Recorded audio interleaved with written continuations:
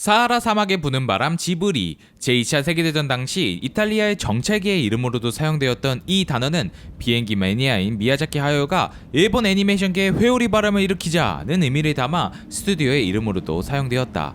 일본에 넘어 전세계적으로 사랑받는 지브리 스튜디오는 인간의 심리 묘사에 공을 들이고 풍부한 표현력으로 인생의 기쁨과 슬픔을 있는 그대로 그려내는 그야말로 리얼하고 퀄리티가 높은 애니메이션을 만들기 위해 예산과 시간의 제약이 많은 TV 시리즈보다는 극장판으로 한 작품 한 작품에 온 힘을 쏟아붓고 구석구석까지 눈길이 간 타협하지 않는 내용을 추구한다는 일념으로 지금껏 버텨왔다고 한다.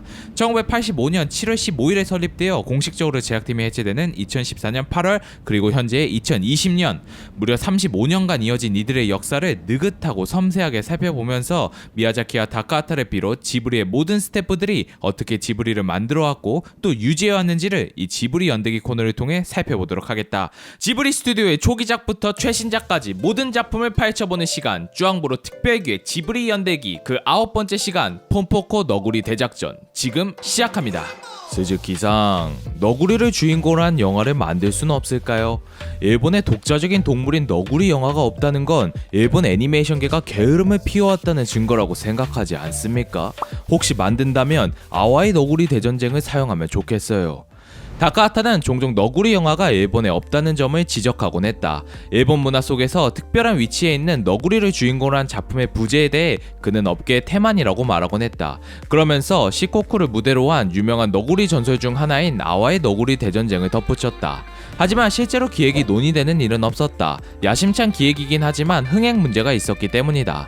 그런데 언젠가부터 미야자키도 너구리 이야기를 꺼내기 시작했다. 스즈키상, 너구리를 만들어요. 808 너구리를 만들죠.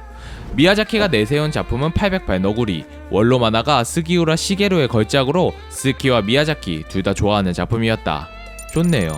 다음 작품은 토토로 대 808 너구리로 결정이다. 하지만 토토로 대 808 너구리도 결국 진행되지 않았다. 미야자키는 일주일 내내 너구리 이야기를 하며 그림까지 그려놓을 정도로 즐거워했지만 누구나 하고 싶은 일만 할 수 없듯이 그에게도 쌓여있는 업무가 많았기 때문이다.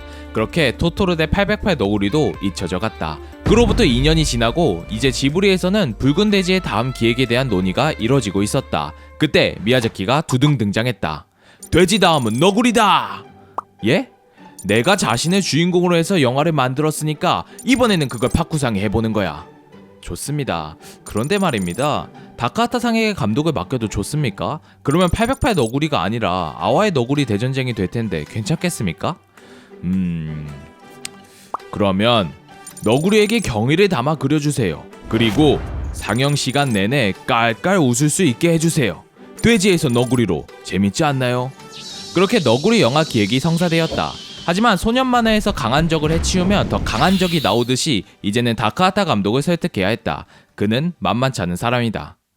그게 무슨 뜻입니까?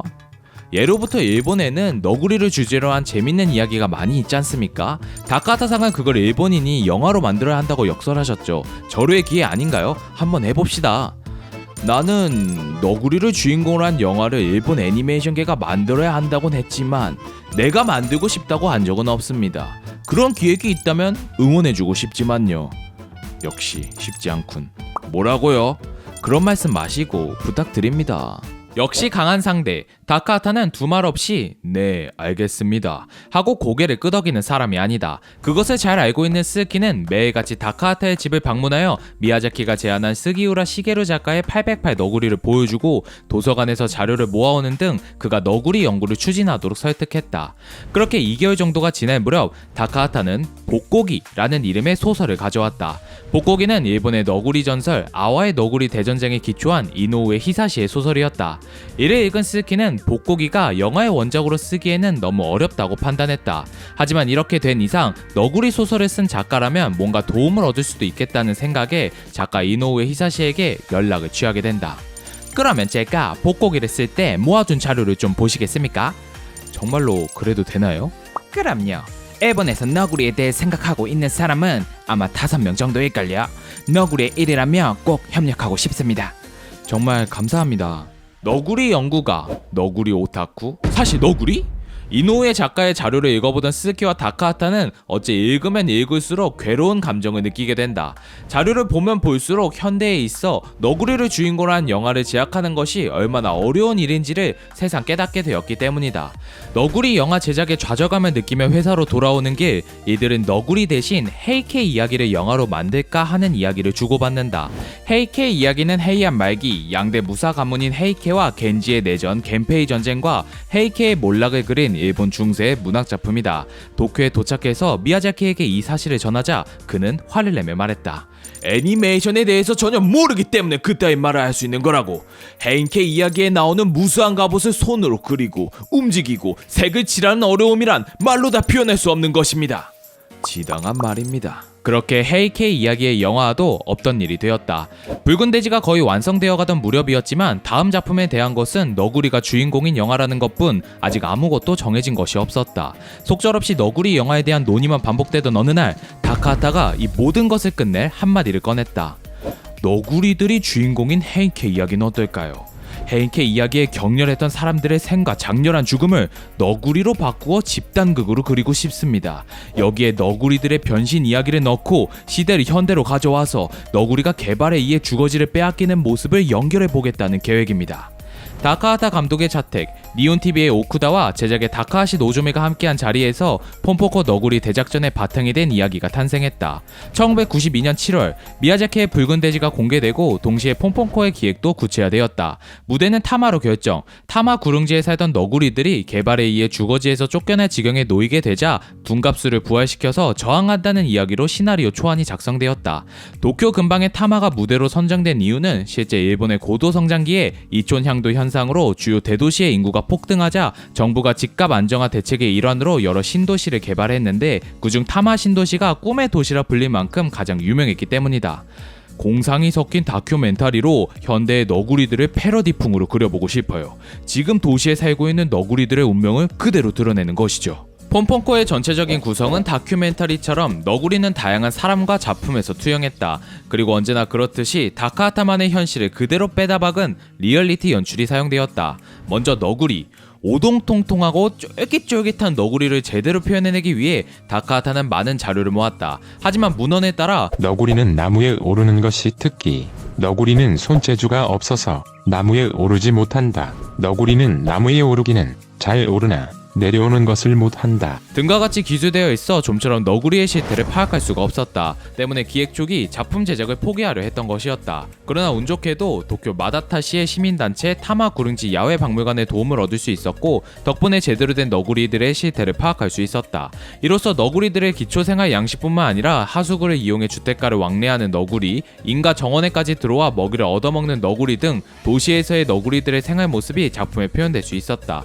재밌는 사실은 다카하타가 너구리를 열정적으로 조사하고 있다는 사실이 너구리 업계에도 알려졌는지 회사 근처 공원을 산책하던 다카하타 앞에 2마리의 너구리가 찾아왔다는 것이다. 물론 놀란 너구리들이 먼저 도망쳤지만 다카하타에 의하면 폼pom코의 성공을 알려주러 온 행운의 너구리였다고 한다. 너구리들은 다카하타와 미야자키의 전현 동료들, 특히 토에이 동화 시절의 동료들이 투영되었다. 이는 작중의 내용에 토에이 동화의 노동조합 파업 시절이 다소 투영되어 있었기 때문이었다. 주인공 너구리 쇼키치는 다카하타 본인이며 강경파 곤타는 미야자키, 쇼키치의 아내 키요는 다카하타의 부인, 곤타의 아내 오타마 또한 미야자키의 부인이 투영되었다. 나머지 너구리들은 토에이 동화의 노동조합 파업 시절 함께 싸운 동료나 배신한 녀석, 적 등이 투영되었다. 또한 다카하타는 작품 속의 너구리의 모습을 4가지로 표현했다. 작중 가장 일반적인 형태로 인간과 비슷하게 그려진 직립 형태의 모습, 실제 동물 너구리 그대로의 모습, 선을 단순화한 2차원 카툰 형태의 모습, 중간 형태의 모습, 이렇게 4가지. 이는 기획 단계에서 언급되었던 스기우라 시게루 작가의 808 너구리의 아주 단순한 2차원 카툰체에서 영감을 받은 것으로 너구리들의 정신 상태나 감정이 외양에 그대로 나타난다는 것을 표현한 다카하타의 실험적인 연출이었다. 이외에도 다카하타는 새로운 연출을 시도했는데 바로 실사 영상과 CG였다. 두 연출 모두 지브리에서는 처음으로 처음으로 시도되었다. 실사 영상은 너구리들이 TV를 보는 장면에 CG는 도서관에 모인 너구리들을 찍기 위해 카메라가 수평 이동하는 장면에 사용되었다.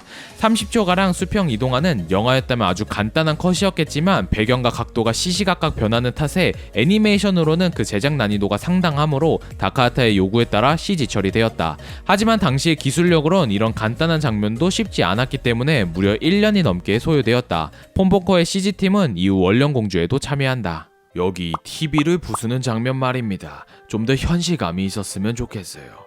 제작진은 곤타가 주먹으로 TV를 부수는 장면에 상당히 고심했다. 이유는 간단한데 TV가 깨지는 걸, 그것도 주먹으로 부수는 걸 생전 본 적이 없었기 때문이다. 따라서 제작진 사이에 의견이 분분했고 결국 직접 부셔보기로 결정했다. 작업은 주차장에서 이루어졌다. TV를 가져다 두고 선을 연결하고 전원을 켰다. 그 앞에 비디오 카메라 2대와 스틸 카메라를 준비했다. 그리고 헬멧과 가죽 자켓, 금속 배트를 둔 제작부의 모씨가 투입됐다.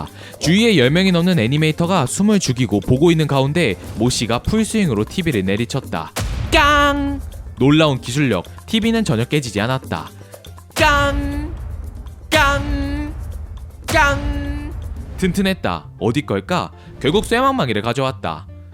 꽝! 꽝! 드디어 TV가 깨졌다. 하지만 모두가 기대하던 폭발도, 섬광도, 연기도 없었다. 결국 이 일은 없었던 일이 되었다. 곤타의 주먹 자랑은 제작진의 상상으로 창작되었다. 요게 버레이드 장면은 우키요에에서 가져올 겁니다. 특히 우타가와 구니요시의 작품을 사용하고 싶어요. 폼pom코의 하이라이트라고 할 수 있는 요괴 대작전 장면은 요괴들이 득실득실하게 등장하는 퍼레이드라는 점을 이용해 다카하타의 테이스트가 듬뿍 들어갔다. 일단 지브리 팬들을 위한 선물로 키키, 포르코, 토토로, 타이코가 이스터에그로서 들어갔으며 다카하타가 좋아하는 우키요에가 잔뜩 오마주되었다. 우키요에란 에도시대 중기의 목판 인쇄 그림이다. 당시 사람들의 일상생활이나 풍경, 풍물 등을 그려낸 풍속화로 폼포코에서는 여우비, 풍신 내신도, 소마의 옛집, 유행 달마놀이, 하쿠모노 가타리, 아미타이 십보 살레영도 등 다양한 우키요에가 오마주되었다. 일본의 독자적인 동물 너구리의 영화가 없다는 건 일본 애니메이션계가 게으름을 피워왔다는 증거라고 생각하지 않습니까? 라고 말하던 다카하타는 정말 제대로 된 너구리 영화를 만들기 위해 타마 구릉지 야외 박물관의 도움을 받아 너구리들의 생활 양식에서부터 도시 생활, 전설, 일본화까지 철저하게 조사하고 연구하였으며 이를 바탕으로 자신이 줄곧 사용해오던 다큐멘터리 방식의 실사, CG 등 고급 연출까지 구사하면서 작품을 제작했다. 물론 이번 작품도 순탄한 것만은 아니었다. 기획 초기부터 삐걱거렸으며 제작 후반에는 다카하타 특유의 철저함과 게으름이 하이파이브하면서 작업이 점차 길어졌다. 하지만 전작들을 통해 배운 게 있었던 스즈키가 1994년 여름 개봉 예정이었던 것을 가짜 포스터까지 만들면서 봄으로 속였고 그 결과 딱 여름에 맞춰 끝낼 수 있게 되었다. 헤이세이 너구리 전투 폼pom코라는 제목은 정말 품위가 없는 제목입니다. 저도 잘 알면서 붙인 겁니다. 폼pom코 너구리 대작전의 원제는 헤이세이 너구리 전투 폼pom코. 당연히 제목에 관한 논쟁이 있었다. 기획자로 이름을 올린 미야자키도 많은 도움을 준 이노우의 히사시도 이 제목에 반대했다. 하지만 다카하타는 끝까지 밀고 나갔다. 역시 예전에 그런 말이 있었으니까 너구리 전투라고 하는 것이 좋지 않을까. 어차피 바보 같은 이야기니까. 헤이세이는 헤이세이가 된 지 얼마 안 돼서 뭔가 바보스러운 느낌이 따라다니니까 그것을 붙임으로써 작품의 의미로도 타이틀로도 재미있지 않을까 해서 타이틀로 하고 시나리오를 짰습니다. 다카하타의 이러한 너구리 영화에 대한 열의와 노력을 관객들도 느꼈는지 아니면 자신들의 이야기를 전해준 너구리들의 보답이었는지는 모르겠지만 이렇게 고군분투하며 제작된 폼pom코 너구리 대작전은 1994년 7월 16일에 개봉하여 26억 3천만 원의 배급 수익과 44억 7천만 원의 흥행 수입을 거둔다. 이는 1994년에 일본에서 제작된 모든 영화 중 흥행 1위에 해당하는 성적이었다. 심지어 당시 전세계 극장을 초토화시키며 어마무시한 성적을 거둔 라이온킹과 동시기에 맞붙 붙었음에도 흥행에 성공한 기념비적인 성적이었다. 라이온킹은 데즈카 오사무의 정글대제 표절 시비와 맞물려 일본에서만 1위를 거두지 못했다. 또한 폼폼코는 제43회 마이니치 영화 콩쿠르 애니메이션 영화상, 제12회 머니메이킹 감독상, 95년 안시국제 애니메이션 페스티벌 장편 영화상 등을 수상하며 작품성도 인정받았다. 폼폼코에서 사용된 연출들만 봐도 알 수 있듯 새로운 제작 기법에 관심이 많은 다카하타는 원령공주에서 도입된 디지털 작업 방식을 적극 도입하여 이후 야마다군과 가구야 공주를 제작한다. 그렇게 폼폼코는 토에이 시절부터 이어져 온 다카하타의 마지막 이코마 애니메이션이 되었다.